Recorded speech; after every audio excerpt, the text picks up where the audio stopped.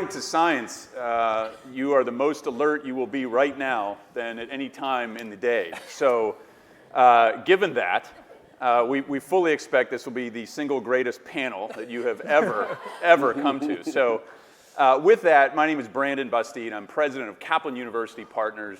And I'm delighted to moderate this panel because it's right down the alley of all the research that I've been involved with in my previous role at Gallup and in work that I'm doing at Kaplan, which is about connectivity between the workplace and higher education. And I can't think of a better group to be talking about it than we have here. So we have John Kaplan from Discover.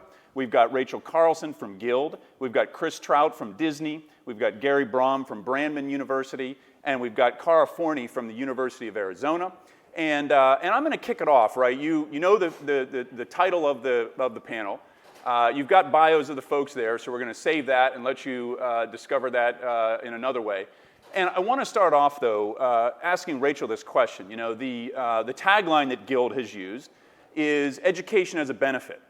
And I just want to make sure we kind of level set with the audience. Tell us exactly what's going on here, right? I think some people know, but give us an overview of exactly what this means. Sure. So when we were starting our research and formulating what Guild was going to look like, we were seeing a travesty, which was that tuition reimbursement was this heralded benefit by all these companies, but when you unpacked it, only the most wealthy employees and arguably the ones in least need of the $5,000 subsidy were the ones capable of using it, because it sat in a budget that looked nothing like a benefit. It was by no means distributed, which we think of benefits as something that everyone in the company should have access to, and it had no tie to the business case. And when you look at the origins of healthcare benefits, 401k, the entire benefit stack, those were designed to tie to the core business case of recruitment, retention, upskilling, et cetera.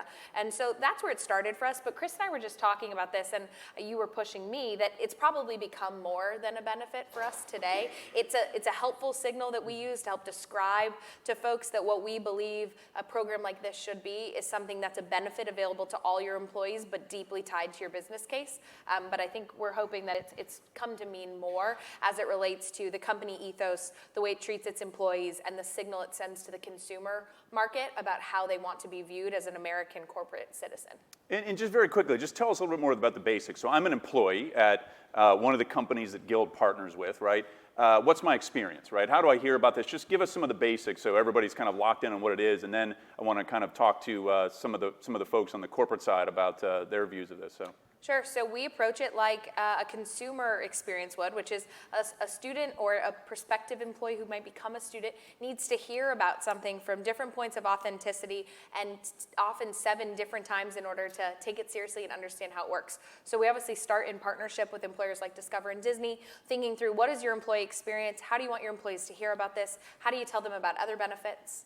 Then we think about, how does this tie to your business case? Is this something you want to be talking about primarily to your incoming job funnel? Is it something you want to be a retention benefit, therefore really focused on your employees who work there today and have been there for years, maybe decades? And then internal to Guild, we've provided the coaching and advising, not just enrollment advising, but also benefits management, all of the questions and answers that companies used to have to field themselves. And we've learned that that's been an important part, because when we met Chipotle, they had a team of 17 trying to run this program themselves. They were able to let that team of 17 employee success folks go work on other initiatives for their employees. Meanwhile, Guild took over those responsibilities to ensure that every employee understood the choice they had in attending our many schools, as well as how to use the funding, and really answered the important question of, is this too good to be true? Because the number of employees who ask that question is unbelievable. That's interesting. So not too different from what we've learned about retention and success strategies for students in traditional university settings. There's a lot of student services, what we might call wraparound services, that are pretty critical to making this work. So look, as you mentioned, things like tuition reimbursement have been benefits that have been around for a long time. But something feels very new, and it probably is very new in terms of this era right now. And so I'm going to ask John and Chris to both comment on this from your perspective, right? You guys have jumped into this, been pioneers in many respects in terms of how kind of big and robust you have kind of gone in this initiative. But what do you see as new and different now, right? Is this taking off? Is this just some, a handful of really enlightened corporations. Give us some perspective on that. Yeah, thank you. There are probably three big things that are different. Probably the biggest thing is the way the corporation starts thinking about education. I mean, for our employees, education as a benefit makes a lot of sense. It doesn't really make a lot of sense to the company, or at least it doesn't place this as high as it should be on the scheme of importance. I mean, for us, it's a strategic talent driver. And that's something that within the company, when you start talking about it that way, that changes the way we think about it and the seriousness with which we approach it. I'd say that the second thing that changed from the employee perspective is Guild provides us partnerships with universities that have awesome student success. And that's one thing we found out is when we really looked into our data, our employees actually don't choose their educational programs very well. I mean, there are information asymmetries, so they ended up choosing programs that actually don't have high student outcomes. And by narrowing the selection down to just those that have high student outcomes, it's a huge advantage for our employees. I'd say the third thing that's changed is all those wraparound services. I had the opportunity, I was in Denver on Friday, I had the opportunity to do call listening and hear the Guild representatives talk to our employees. And I mean, it was moving, just the way they encouraged our employees and talked them through difficult situations in their lives as well as in their studies. So those are three big things that have changed. It's a game changer for us. Yeah, I'd say similarly. First of all, but I want to expand it more broadly. I think there's a number of things happening in the marketplace and the environment overall that have kind of set the table for this, if you will. One, from an employer standpoint, there is so many new jobs that are either coming or that are here already. So it is very much shifting from an employer standpoint how you have to differentiate yourself. It's not just about the jobs of today, it's about the jobs of tomorrow, and it's about the environment. From an employee standpoint, I would talk about it that employees now have more choice than they've had before. But employees are looking for an environment.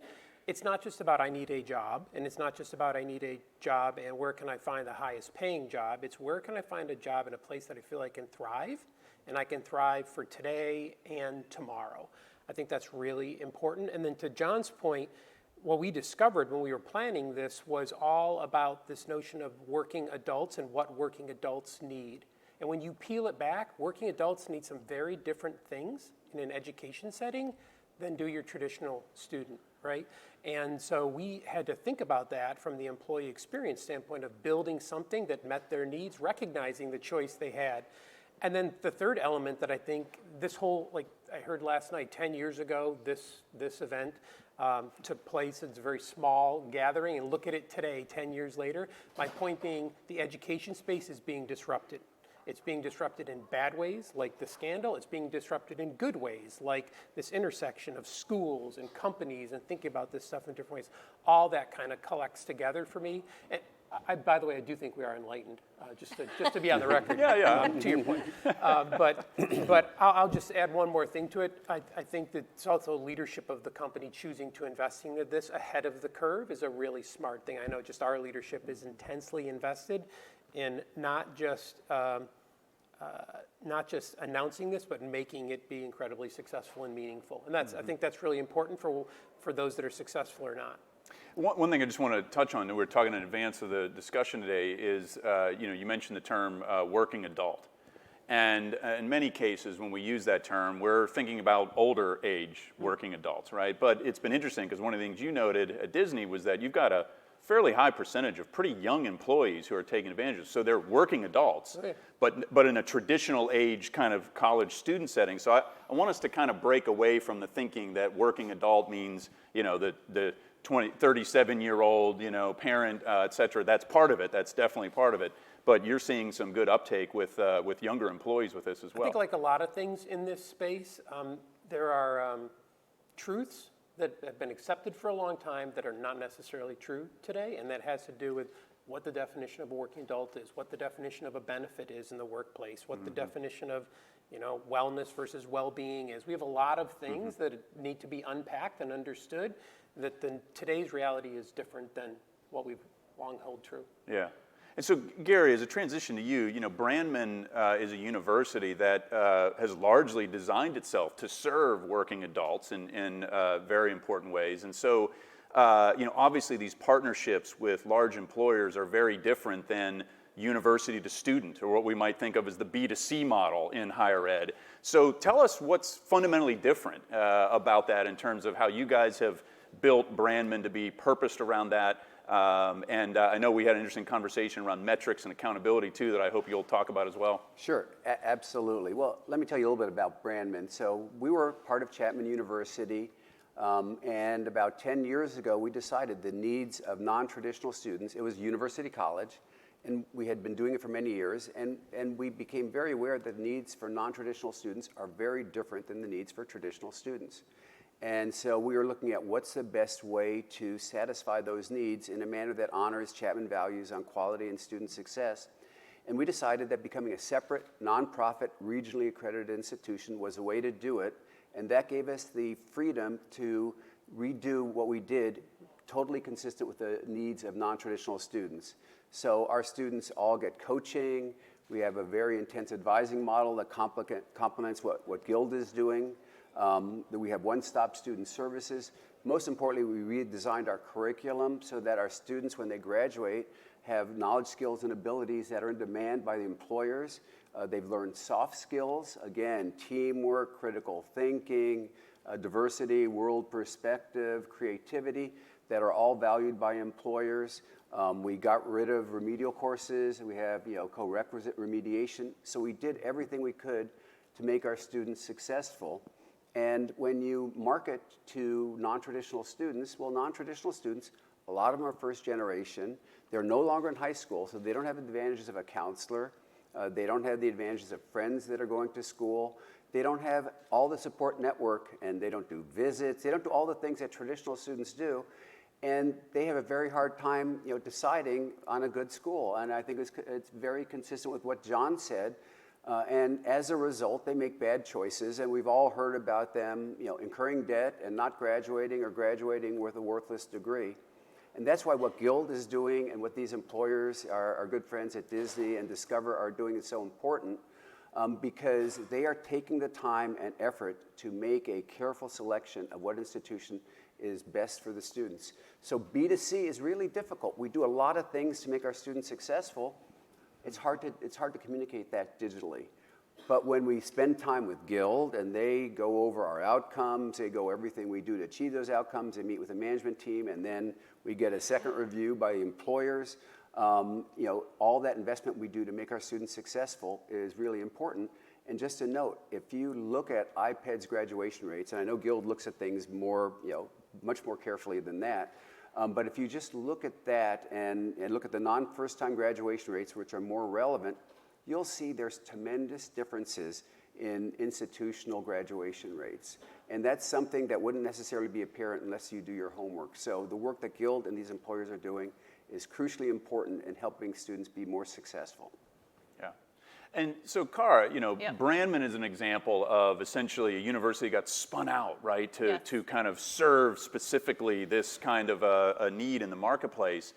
You're doing this from a large public university. Tell us how it's been different in your world. Yeah, I think so. We're aiming to put a little bit of Brahm and a microcosm into our public, Research One institution, which is extremely exciting and challenging at the same time, as you guys can imagine. But I think we realized very early on the difference between one of our online students who had the support structure of a tuition assistance platform with their company than one who didn't have one. And that was very, very real and apparent to us. So that's what really was the impetus for us to start our corporate initiative and start working with companies to create partnerships to make that even more accessible for that employee and student. But then we quickly found that some companies are much better at it than other companies. And that as a Research One public institution, we could do all we could around our Arizona Online program to develop it in such a way that it meets the needs of working adults. And there's amazing things that can be done and are being done in that arena. But we did not have that influence on the employer. We weren't in the business to be a consultant to the employer about how they should do their tuition assistance and reimbursement program to make the outcomes better and to create degree attainment, which is obviously our ultimate goal for the employee students. So being able to partner, work with a company like Guild who helps on the employer side just creates better partnerships on our end and allows the University of Arizona to be better engaged, to have more of an impact then on that partner. So I'm going to swing back to Chris and John a little bit. Look, you guys have a lot of different levers as an employer to pull in terms of supporting talent acquisition strategies, right? Talent development, talent retention. There's a lot of different dimensions we can talk about in there. There's a whole set of benefits that are offered beyond these. Like, where do you stack up this kind of a benefit, right? Or I'd call it a strategy, right? Because I think you both have talked about it that way, with all the other benefit levers that you can pull. Like, where does this sit? Where would you, do you prioritize it at the very top of the list? I'm just curious how you think about it in the set of other tools that you guys can bring to this process. Go ahead, you want to go? Well, so I'm the learning guy. I'm going to think of this as the most important thing we do, right? But I do think that all of our other benefits are going to be our commodities. They may be a little bit better, a little bit worse. When was the last time you heard of someone going to go work at a company because their dental plan was great? It just doesn't happen. And I think what we've done in the past 2 years is taken our education assistance and moved it, from something that we had to prioritize, along, aside. Dental and vision and medical, and sort of said, no, this is something different. This is about acquiring the best talent. This is about retaining the best talent. This is about growing their skills. This is about infusing the company with enhanced capabilities. I think from the way we think about it, we don't really think about it as a benefit. Because it's so much more to us. Now, for our employees, I think they should think about it like this is the best benefit that I can get. But from an employer standpoint, it's more of a talent play. When we were designing this program, we announced our commitment to it last January 2018, and had it live in August of 2018. 6 months and 24 days, but no one was counting. Definitely not. I may have been. Here's what we looked at when thinking about this. We looked at we believed in choice. We ultimately came to we need to create choice. I wanted to give our employees and our cast members choice of multiple universities. I wanted them all to be universities that had great outcomes, universities that were committed to their students succeeding. But I also wanted to be different. So we've got everything from trades to high school up to master's degrees and everything in between. And we've just seen that once you communicate that choice, there's a value proposition, right? Once you communicate that value proposition and do it in a way that is both, first and foremost, employee-centered, and then broaden it to be of benefit for their career long-term, which means employer-centered, and just great things happen. We've got, in 7 months since we've launched, nearly 40% of eligible employees have signed up, taken the first step towards education. Over 10% of unique individuals that are eligible have an application into school, and over 6% have either completed already a course of study or are in school today in just 7 months. And to me, what that's teaching me is there's something about the value proposition on the practical side of the coin, which is it's about career. Right? People want to have a career. They want to grow a career. And sometimes that career is going to be a future role at Disney, and sometimes that's going to be something. We have a lot of jobs. Frankly, if you can name a job, we probably have it. But having said that, we don't have a lot of every job. So if somebody leaves and gets their education with us, that's awesome, right? So there's the practical side of it. But the biggest momentum thing, the biggest value thing to me is the higher purpose piece of it, and we're committed to the higher purpose of it. Let me give you some examples.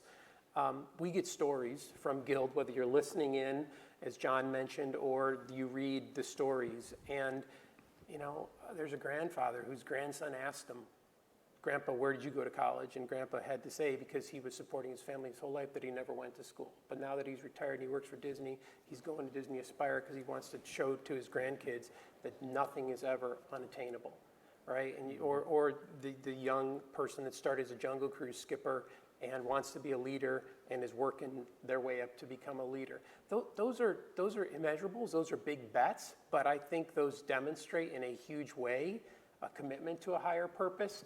And when you, at least for us, when you lead with that, the practical stuff, then the value add stuff follows. Yeah, it's neat. So speaking from my own personal perspective, Kaplan has a policy where not only can employees, but family members, immediate family members, including parents, siblings, can also enroll in Purdue Global, right, which was formerly Kaplan University. And so I'm actually trying to convince my dad to enroll in a master's program with me so we can go through it together. So I'll keep you posted on the status of that. He's turning 80 this June, and he's intimidated by taking classes online, but I think we'll get him over that somehow. So, but you're right. I mean, there's lots of powerful stories that are kind of embedded in this that are beyond, it goes beyond benefit, in the basics of that. So, Rachel, I want to come back to you. You're having a lot of conversations with employers, right? You're obviously having a lot of conversations with the university partners that are part of this. There has probably always been a disconnect between higher education and employers in terms of things like the definition of being work ready. Thinking about what do employers want and how can we better align to that. Like, we are still struggling with that in a lot of ways. Do you see this as a way to build better understanding, right, where we actually improve the outcomes for students? And I'm thinking very specifically about work readiness, right? Like, one of my favorite stats is that 98% of provosts of colleges and universities think they're doing a good job preparing students for success in the workplace. Only 11% of C-level business executives feel the same way about college graduates, right? So we've got a little bit of a difference of opinion probably in our definitions. There's a lot going on there. But kind of going back to this, right, do you see this as a way to actually improve the efficacy of both employment and college because they're coupled together very tightly? We do. So I think you look at the era today of the digital world we live in, and I think some of the most powerful innovation in America today and the world is happening in marketplaces. And we believe what we've brought together is a marketplace of the best universities and learning providers, and worth reminding that we've got students in high school completion and trades programs and the whole gamut up through master's degrees, and then the most thoughtful and innovative employers on the other side who want to figure out how to crack this nut. And I think the marketplace model is a really powerful, important one there that has also solved tons of other problems in other sectors, be it healthcare, manufacturing, distribution of goods, you name it. So we approach it thinking about it like a marketplace. I think what that enables us to do is to cut down the cost of information moving between those two pipes. You think of a marketplace like a spider. We think of our legs as going out to the best universities and best employers in the world, and we think of our data that's at the center of the spider corpus right there as the place where we're iterating and improving. So things we're able to see are, when we send 1,000 students who work in places like Chipotle and Taco Bell to a variety of schools around the US, they have the same background, the same training, same number of credits. We're effectively building control groups that allow us to look at how are those students doing. And we don't do it in a summative, punitive way. We do it in a way that allows us to give feedback to both the employer and the university to say, hey, here's where we're seeing things go really well. Here's some gaps in this program or with this training. And so I think tightening that feedback loop does something really powerful. I think the most important thing it should do is eliminate this false choice that we've told low-income America that they have to choose between workforce development and higher ed. And I think it is something wrong we've done. We've said, oh, wealthy people get to make the choice, they just go to higher ed and then they'll figure out workforce development later, whether they learned any skills in those ivory towers or not, myself included. Or we've said to low-income students, sorry, just go do that training. You should just do a training. You don't need college, right? Like, go learn to be a plumber. We think we've been able to bring together those two options and the two entities that control those worlds such that students no longer have to make the choice and they can believe that they can have both career progression and academic progression. Yep. And, look, I think both the universities, have already mentioned examples of things that you're either doing or have learned to kind of better serve students and employers, right? Because you essentially now have a couple of customers that are very important. Give us some more examples of things that you've either already started to do differently as a result of this. I know University of Arizona is brand new. I think, what did you do? You announced this yesterday? Yeah. So in the 24 hours since you've been part of this, I'm just curious, the things you anticipate needing to do differently, right? Or that you're already doing differently to kind of be in position to better support that. And Gary, you could comment on it too. So yeah, Cara, do you want to start? Sure, absolutely. So we just announced our partnership with Guild yesterday, but we've been doing this for 3 years or so, working with partners and corporate partners. And what everyone says up here is absolutely true. It's those companies that are providing this as much more than just an HR benefit is where we're seeing the best student outcomes. And what we're excited about is that then what we haven't really seen before is these partnerships are helping us influence what degrees, what programs, what certificates we're going to be offering. And for example, we didn't have an organizational leadership program 3 years ago. Now we do, because we know that's one of the most popular programs that working adults would like. Our Bachelor of Science in Business Administration, when we started 3 years ago, was not online yet. We said, absolutely, that has to go online immediately because of these corporate partnerships. So they've greatly influenced what we're doing from an academic perspective, in addition to being able to service them and provide the support structure that their employees need. Right. Yeah, we think it's really important that, as I said earlier, that the degrees are designed in a way where students will, pick up the knowledge, skills, and abilities that they need to be successful in the corporate world. So that we will work with companies and have validated all of our degree programs with them to make sure that they are relevant for what they want their employees to know. We validated also with Burning Glass to make sure those are skills that are in the marketplace that are in demand. Making sure that these students spend their time and these companies spend their money ensuring that their graduates are able to be useful in the workforce right away is crucially important to us. We learn from them. They all have fabulous learning and development departments, and you can see they have wonderful leadership in those departments. And we work with them. We work with them to articulate credits as well, where we are bound by regional accreditation standards. So we will help them understand them and optimize those credits that transfer as well. Because they do such fabulous work, and it's really important that that credit can be used and validate the quality work that they do. So we work very closely with them in ensuring that their staff are successful. Yeah. I can give you two examples of how this marketplace makes both companies and universities better, and I've just seen it firsthand. I mean, for us, we had this tuition reimbursement policy, and it turns out that there's nothing in your career that's going to prepare you to actually write a tuition reimbursement policy in your life. I mean, I didn't go to that class.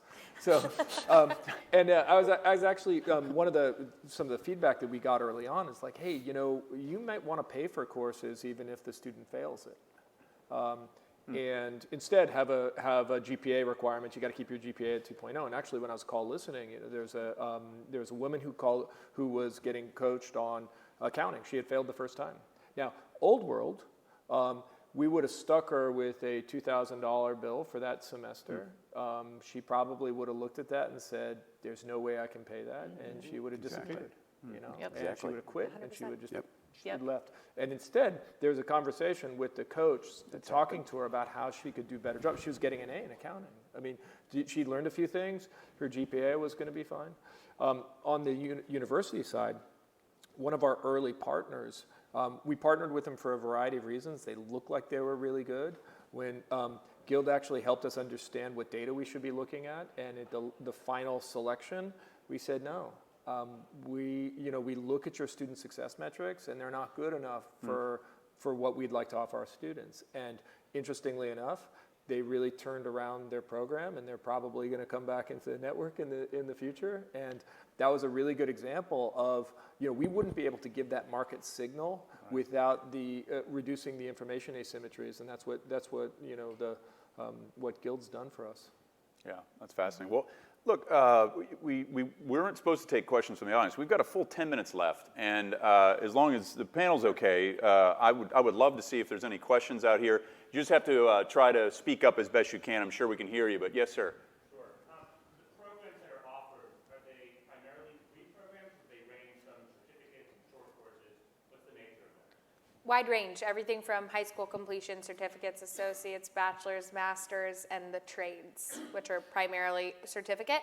But back to my point earlier around the false choice, what we strive for is anytime we have students doing something that's short course, certificate-based, credential, that it does stack up into the degree. Because the thing we feel really passionately about is not creating a false choice for the student of saying, you need to choose if you're doing an associate's versus a cert.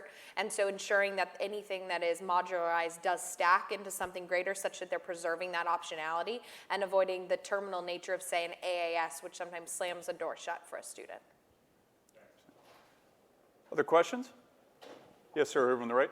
For the universities involved in the partnership, to what extent are you managing concerns about the potential for commoditization? I don't know the particulars about how Guild navigates the choices that employees get presented with, so maybe there's mechanisms in place, but is that a concern for the institutions, the idea that multiple universities may offer a BA in business, and how that gets your topic presented to employees? I'd love to hear from the university perspective about it. Yeah, it's kind of tricky how the employees will make that decision, but over time there's word of mouth within the various companies, and so that will kind of work its way out on its own. Where if you do a good job, that will become more popular within an institution.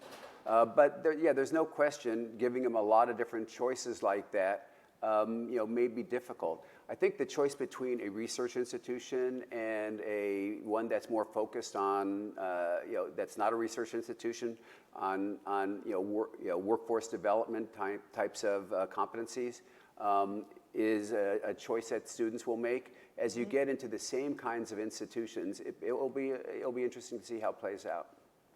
I think that, one of the big reasons we wanted to partner with Guild is because we know we can't be everything to everyone, and we don't want to be everything to everyone, right? We are a certain type of university, and a certain type of employee student is going to do fantastic with us. Other types are not. And so that's why we like to be in a group of curated universities that maybe meet a lot of different needs. There may be similar degree programs, absolutely, but I think there's definitely different approaches to those degree programs, and different classes, different requirements, different things like that. So I think it naturally kind of makes itself known where these students should be going and where they're going to be most successful, and that's what we want. We want degree attainment. So if they're going to be able to do that somewhere else better than at the University of Arizona, that's great. If they are going to be able to do it with us, that's what we want.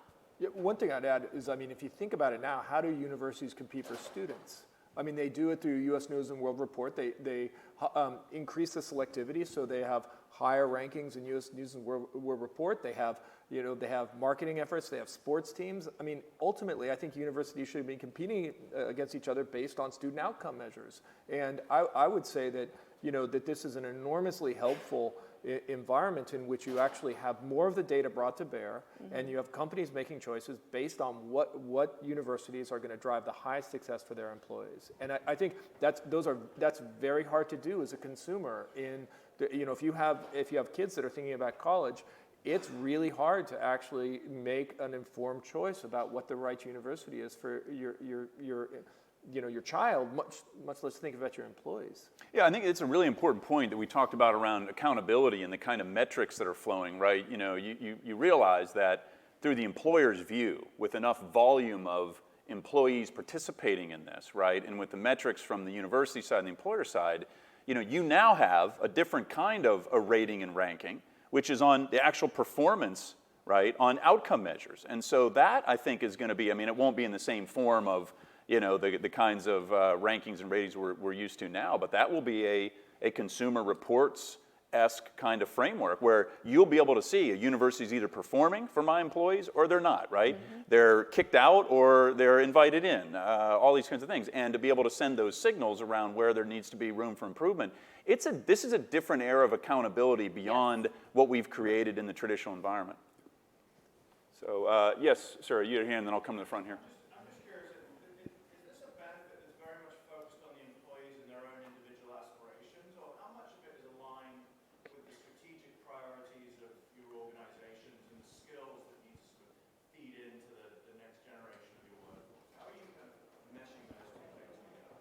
I would say strategic priorities for all of our businesses, though that's what looks different. So I think you can speak to yours, which is why Disney chose a broader depth of choice, and then Discover had a specific set of strategic priorities around skills acquisition for particular things like cyber and business. But I think it's always oriented around the strategic priority of the business, but we live in such a diverse, heterogeneous economy today that we've seen companies who have very different strategic priorities. Yeah, so we're centered around two things. We're actually centered around both, right? So if you think about what the jobs are that we're going to need, we know those jobs and we know the traditional ways that we recruit for those jobs via talent acquisition or otherwise. So what we wanted to have was we wanted to create, we have over 100 different degree programs that are a part of Disney Aspire, and it's across everything that the Guild was awesome to help us bring to the fold. So I knew that I wanted to create that much choice because as talent acquisition is out doing that, this can be a totally new pipeline to move in, and I had to create more choice to do that. So that's on the business side, and then being able to articulate like organizational leadership. Like that can be a career path for you if you want to get into operations leadership in our parks, as one example. So we have to articulate that back to our employees. Then on the employee side, we also wanted it to be, there's tremendous choice here for you. You don't have to stay with Disney. We'd love it if you do, but if you want to go and become, we have nurses' jobs, but if you want to go and become a nurse somewhere else and that be your full-time job, that's great. Go do that. So I think there's benefit to both, and I think at times you're kind of squeezing either the strategic workforce side of it more, and then you're squeezing the employee-centered side of it more, but you have to keep both of those things in play for success. And Chris, to your point about that, right, you and John have both said this, but the idea of an employee who leaves is not just okay to you, like that's actually something that, I mean, in not a way that you're, bracing like leave, right? But the idea that they leave and they look back and say, Disney helped me get my degree, right? That I mean, I think you were saying it as a brand ambassador of sorts. So yeah, even the outcome of we didn't retain them, that's still, there's a benefit there. I mean, look, you don't want employees to leave and go, I hated my job and I hated my workplace, right? You do not want employees to leave for those reasons. But employees that leave, that go, oh my God, Disney was absolutely perfect for me. It was a great job. I had a great time in my life. They paid 100% of my tuition. They paid all my books and fees, and now I have this career, and I never would have had it without them. Like, that's amazing. Not a bad outcome. It's a really good outcome. Yeah. So we'll take one more question from the audience. Yes, sir. On the accountability, so this is for John. You're in a unique position that you partnered with the Lumen Foundation to actually validate the ROI. What advice do you have for other companies that want to do some measuring and the outcomes to show that it's really making a difference in their own company? Yeah, so I think what I learned was that their hurdle rate was lower than I thought. That ultimately, I think everyone needs purpose in their careers, and I think honestly, just striving to center your work around purpose, and most of the executives at your company have that challenge themselves. That how do I connect this work that I do every day to a broader purpose?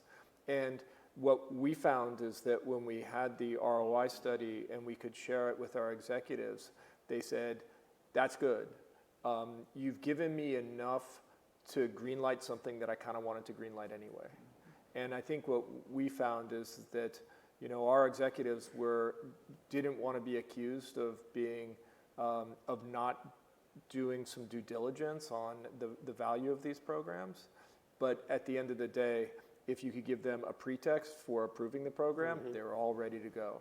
And so I would say my advice would be grab our study, use our study, see if that's going to work, and see if you don't have to do your own, because it took us a year and a half. So That's good advice. Interesting. Yeah. We've got 30 seconds left. Anybody want to get the last word in? Rachel? That's a lot of pressure. You're down to 20 now. Yeah. Okay.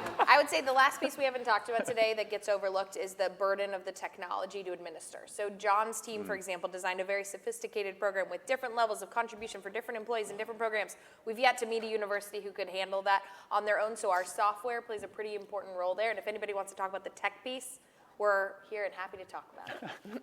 Awesome. Well, thank you very much to this great panel. Thank you all for joining us. I'm sure they'll be hanging around. Appreciate it. Good job, guys.